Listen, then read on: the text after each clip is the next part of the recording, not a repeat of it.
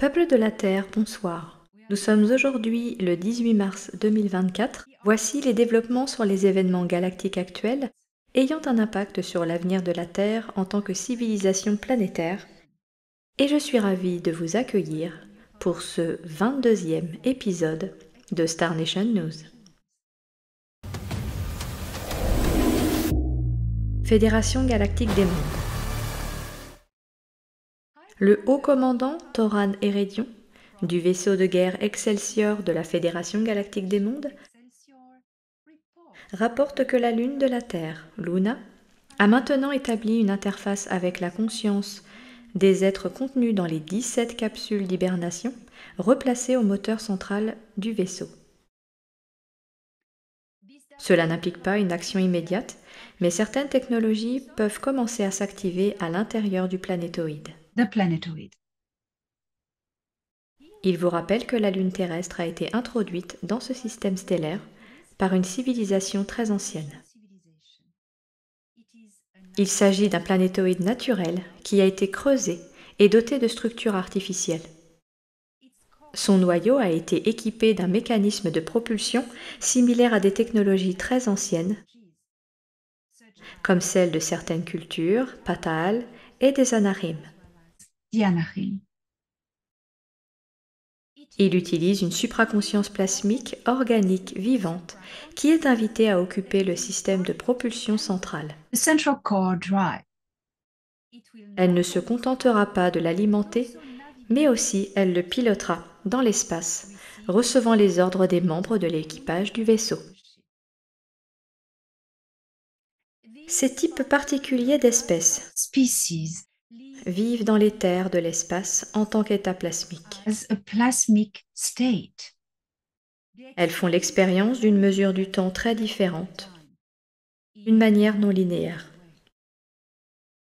Elles ont la possibilité de s'interfacer avec la technologie ou de s'incarner dans des avatars robustes spécifiques qui ont été génétiquement préparés à recevoir leur puissante structure morphogénétique.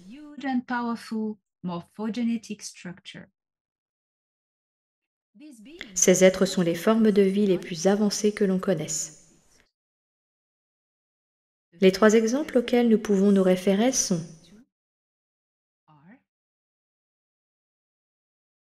les 9, stade suprême de l'évolution, lien entre la source créatrice et le créé. Ils ressemblent à de gigantesques protozoaires de l'espace et sont constitués d'une structure complexe. Les 9 résident dans le grand vide, entre les univers. Pour mieux comprendre à quoi ressemble la création, nous pouvons contempler le symbole très célèbre et historiquement connu de la fleur de vie. Ce motif géométrique représente le multivers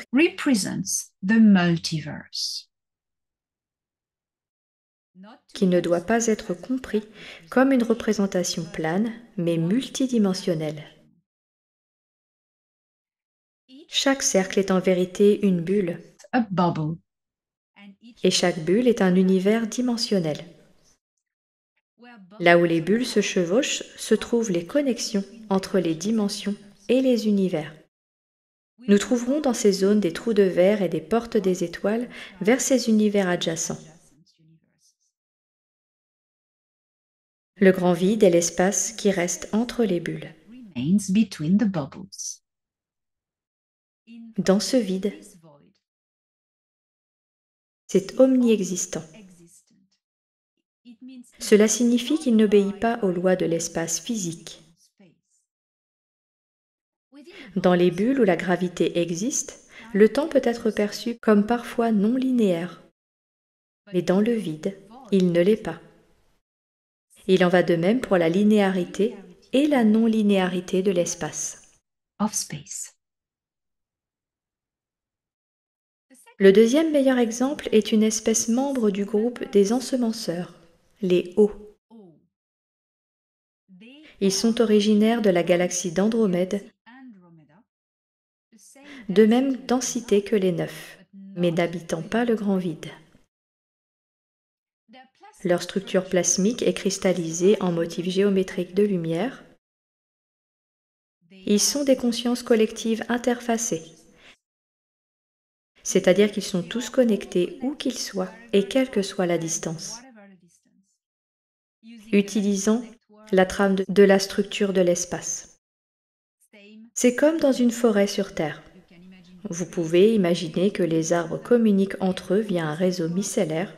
Eh bien, pour Léo, c'est similaire, mais en utilisant la structure du continuum spatial à la place. Ils communiquent entre eux d'une manière qui n'a pas encore été comprise ou expérimentée par les humains. Or experienced by humans. Notre troisième exemple est celui d'un grand homme nommé David Adair. David Adair, Récemment interviewé par le docteur Michael Salla dans une série de vidéos historiques. Monsieur Adair, alors qu'il travaillait dans la zone 51, a été mis en contact avec un tel être dans un vaisseau spatial extraterrestre récupéré. extraterrestrial spaceship. Le nom de cet être est Ptolemy, Ptolemy, et elle occupait le moteur central du vaisseau, occupying the core drive of the ship. exactement de la même manière que l'être dans le moteur central de la Lune de la Terre.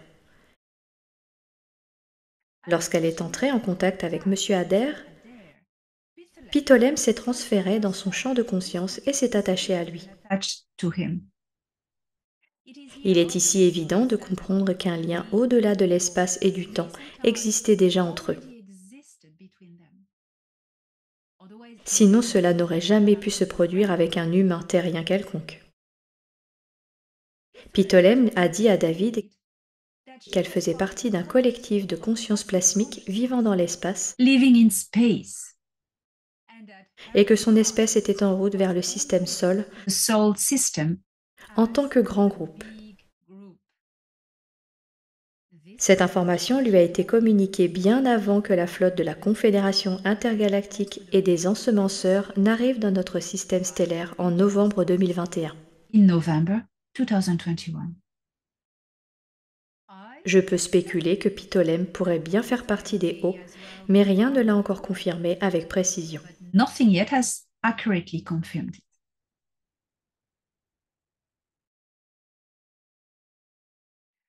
Valnek, le gouverneur de Kael sur Akorat, rapporte cette semaine que le gouverneur d'Akori a officiellement rompu tous ses liens avec l'Empire Sicard, mais qu'il maintiendra des liens étroits avec la flotte noire d'Aldébaran via leur détachement de la planète Malrat. Attachment on planet Marhat.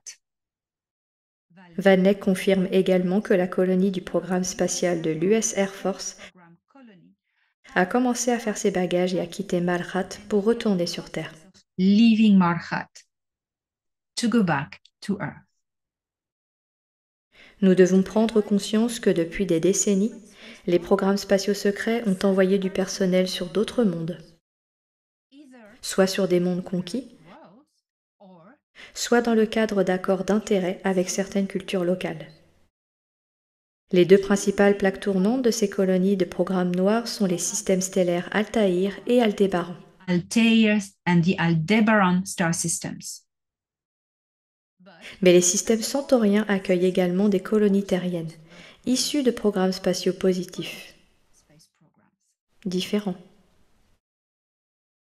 Lorsqu'il travaille comme officier pour la Fédération galactique des mondes dans notre système solaire, Into our solar system, Valnek était en charge du fret de matériel technique pour les colonies terriennes positives hors monde, travaillant principalement avec l'Alliance terrestre sur l'approvisionnement en technologie extraterrestre des installations lunaires de la Terre. Depuis qu'il a été transféré dans le système stellaire Altaïr à la fin de l'année 2021, Valnek occupe maintenant un poste bien plus passionnant en tant que gouverneur d'une colonie de la Fédération galactique des mondes, au cœur du territoire corporatif akorien. C'est une véritable bénédiction de pouvoir recevoir régulièrement des nouvelles de cette partie sensible de la galaxie. Nouvelles de Nibiru. Cette semaine, pour terminer en beauté cette émission, j'ai demandé à mon vieil ami Ea s'il accepterait de partager gracieusement pour vous ces précieuses paroles de sagesse. Words of wisdom.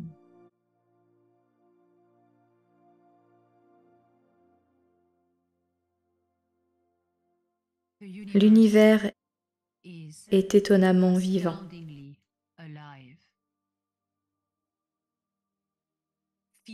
Et rempli d'une abondance d'existence. Tous les mondes n'abritent pas de forme de vie organique. Mais chaque planète, chaque étoile est animée d'une sensibilité. À différents niveaux de conscience.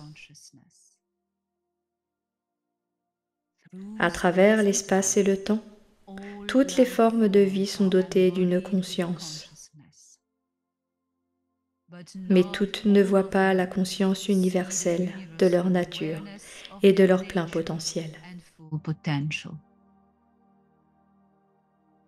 Pourtant, tout dans l'univers est sur la courbe d'un processus évolutif.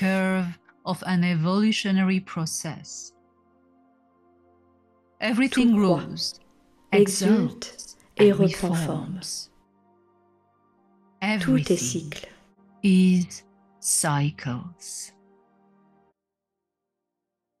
Le temps est fait de cycles. Les cycles du temps ne sont pas définis selon un modèle linéaire. Ils ne sont même pas circulaires.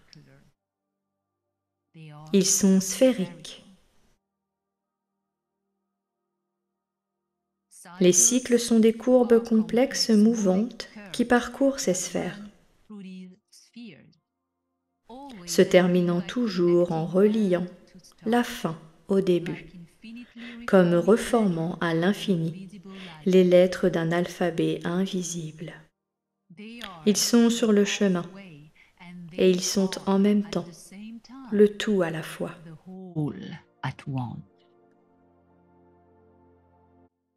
Le temps est sensible.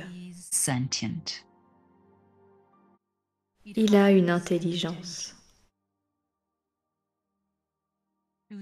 Pour sortir des limitations du temps linéaire, votre conscience doit sortir de l'avatar contraignant de votre incarnation biologique.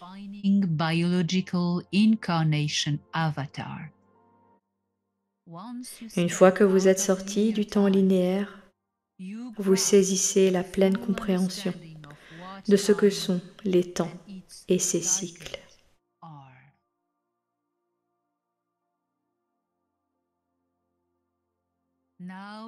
Parlons maintenant de l'amour.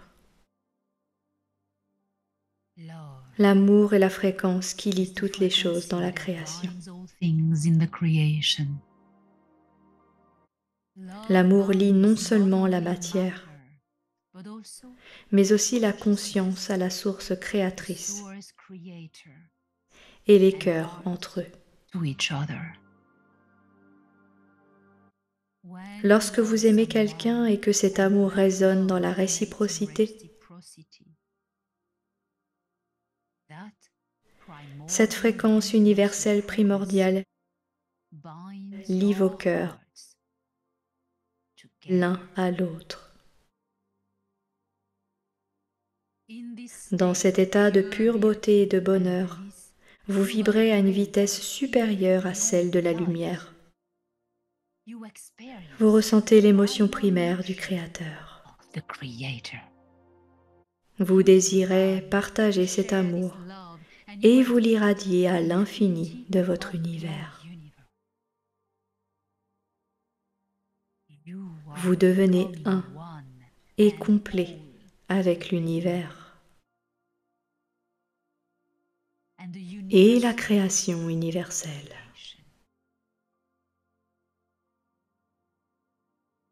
Être amoureux, c'est vibrer à la vitesse de la fréquence originelle de la création. Vous ne faites qu'un avec le Créateur. Je suis amoureux de qui? Je peux sentir les battements de son cœur et les pulsations de sa conscience. Je comprends ses pensées et ses sentiments.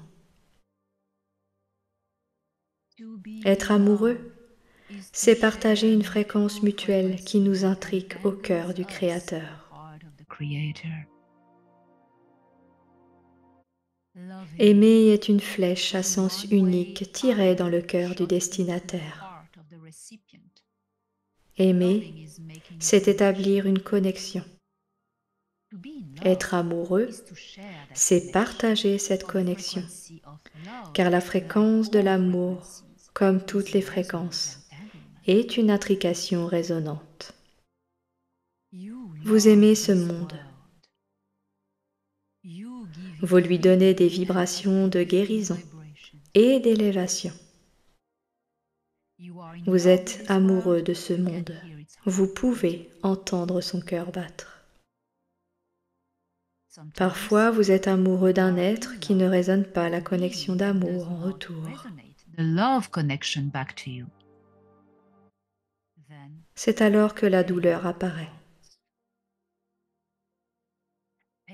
La douleur est une disharmonie de fréquences vécue entre deux personnes lorsqu'une intrication est dissonante. Les mystères de l'amour sont faciles à comprendre. En faisant l'expérience vous-même,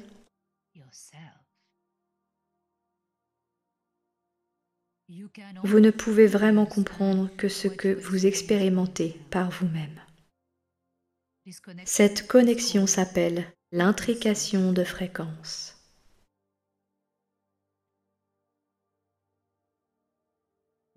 Marchez pieds nus sur cette planète. Respirez pleinement l'air.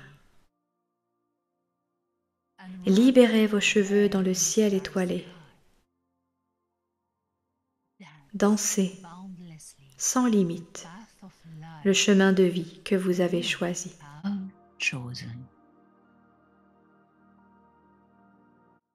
Je suis Ea. Je ne t'ai jamais oublié. Humanité de qui?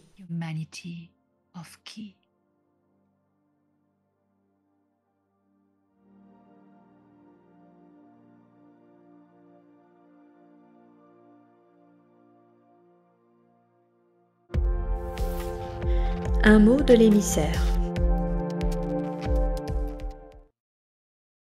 Quelle belle parole de notre cher Ea. Dear Ea, Prince de l'Empire Anar.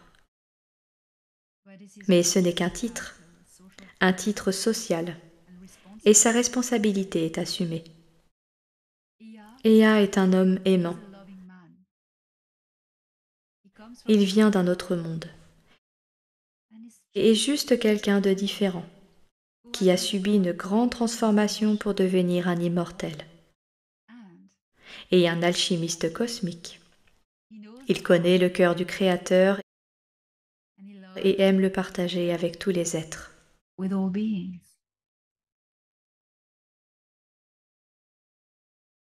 En ce qui concerne les nouvelles de cette semaine dans cet épisode de Star Nation News, j'aimerais seulement revenir sur les informations concernant la Lune, dont nous parlons depuis quelques semaines, avec la récupération des capsules d'hibernation des 17 membres d'équipage de ce vaisseau. La Lune a été l'objet d'un culte et d'une adoration depuis des millénaires, et plus encore, depuis que les hommes ont pris conscience de leur lien avec le ciel, avec la nature. Ils ont vu la Lune comme quelque chose de bizarre, quand elle arriva, parce qu'elle n'a pas toujours été là.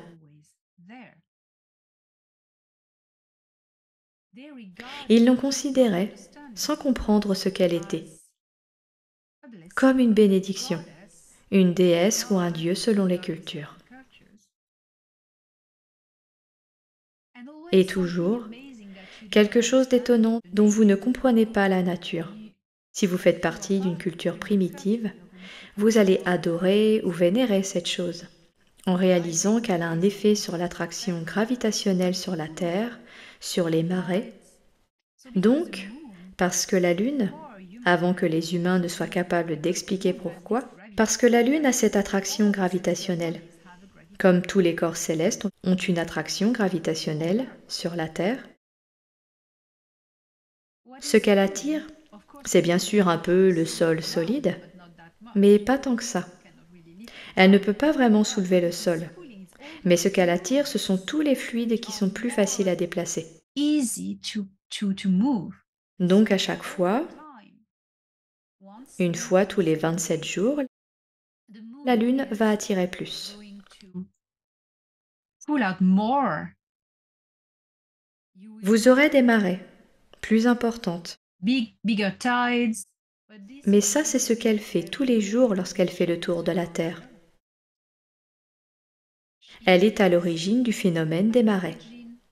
Of the phenomenon of the tides. Alors imaginez ce qu'elle fait sur la mer. Elle le fait aussi sur tous les autres fluides. Le fluide des plantes, la sève des plantes, le sang et les fluides des êtres humains et des animaux. Et les femmes ont ce cycle menstruel, Menstrual cycle. qui n'est pas lié à la Lune, mais lié à la nature mammifère des choses. Nature of beings. Tous les mammifères, les femelles sur Terra, la Terre, qui ont ces cycles, les cycles menstruels, qui sont dus à l'ovulation pour la fertilité. For the fertility. Et lorsque la Lune entre en action, elle va influencer ces fluides, ces mouvements de fluides, et cela va être plus intense à ce moment-là. Et beaucoup de femmes ont tendance à s'accorder au cycle de la Lune. To the cycles of the moon. Cela a fait de la Lune la déesse de la féminité, des femmes ou de la fertilité, quelle que soit la culture considérée. C'était avant que nous comprenions ce qu'était la Lune. Les gens plaçaient leurs cristaux sur la fenêtre et la lumière du soleil se reflétant sur la surface de la Lune et rebondissant sur la Terre, avait une influence sur le quartz. Car la lumière a toujours eu une influence sur le quartz. C'est un fait.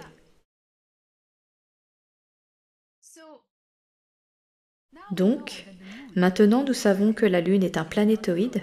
Ce n'est pas une déesse, ce n'est pas une entité.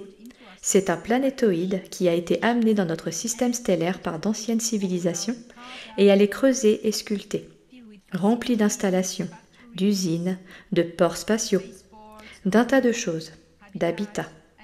Et en son centre, il y a un noyau central qui est resté hermétique pendant très longtemps. That was hermetic for a very long time.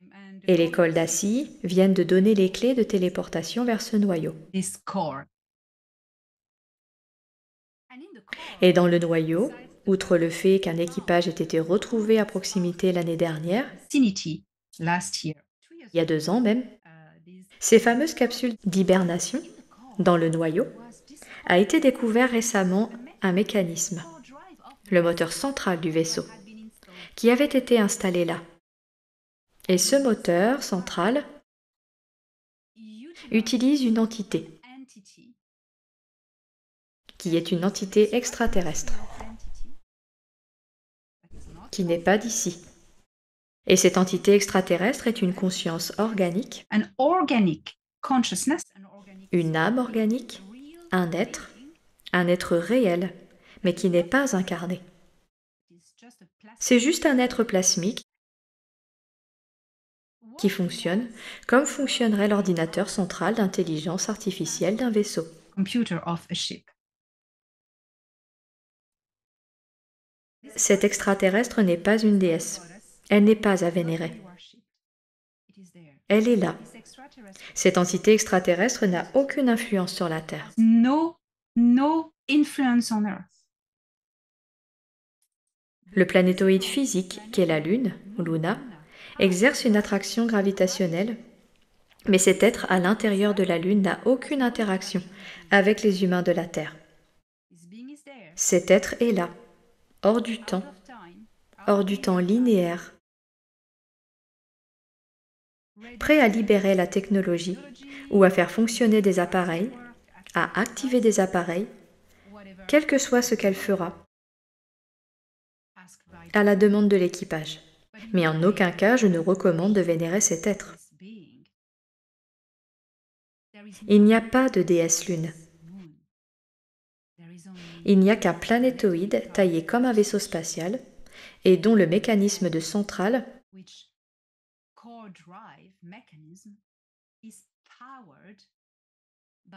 est alimenté par un être supraplasmique extraterrestre. Cette fois, nous nous éloignons de ces vieilles croyances qui consistaient à vénérer des choses. La connaissance est le pouvoir, mais la connaissance est aussi la souveraineté, et nous allons de l'avant. Nous sommes donc très reconnaissants que toutes ces informations soient diffusées, et je vous donne rendez-vous la semaine prochaine, lundi prochain, pour de nouvelles Star Nation News.